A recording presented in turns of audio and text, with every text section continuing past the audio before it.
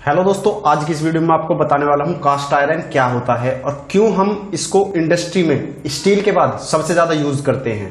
चलिए शुरू करते हैं। कास्ट आयरन एक एलॉय होता है जो आयरन और कार्बन जैसे एलिमेंट से मिलकर बनता है। इसके अलावा इसमें सिलिकॉन, फास्फोरस, मैंगनीज भी मौजूद होता है।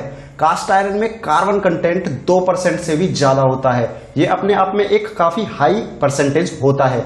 बात करें स्टील की तो स्टील में 1% से भी कम कार्बन कंटेंट होता है।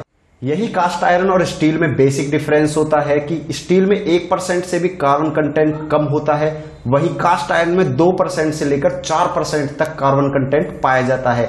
कार्बन कंटेंट हाई होने की वजह से ही कास्ट आयरन इंडस्ट्री में स्टील के बाद सबसे ज्यादा यूज किया जाता है। अब मैं आपको बताता हूं कि कास्ट आयरन इंडस्ट्रीज में कहां कहां पर यूज होता है।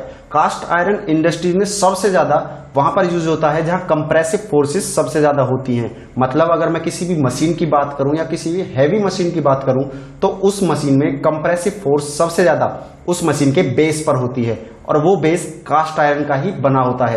आपको कंप्रेसिव फोर्स में आसान भाषा में बताऊं तो कंप्रेसिव फोर्स दबाव वाली फोर्स होती है।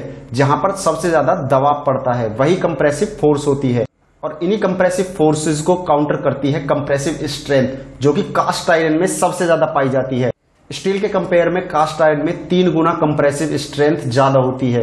दूसरी फीचर जो कास्ट आयरन में होती है वो ये है कि वो रूम टेम्परेचर से लेकर 350 डिग्री सेल्सियस तक इसकी मैकेनिकल प्रॉपर्टीज में कोई चेंज नहीं होता।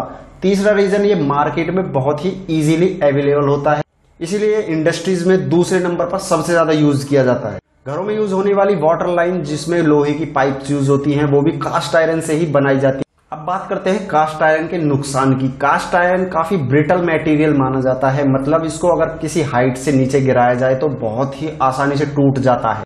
दूसरा नुकसान जो इससे यूज करने का होता है वो ये है कि इसकी मशीनिंग करने के बाद जो इसका सरफेस होता है वो काफी पुअर होता है।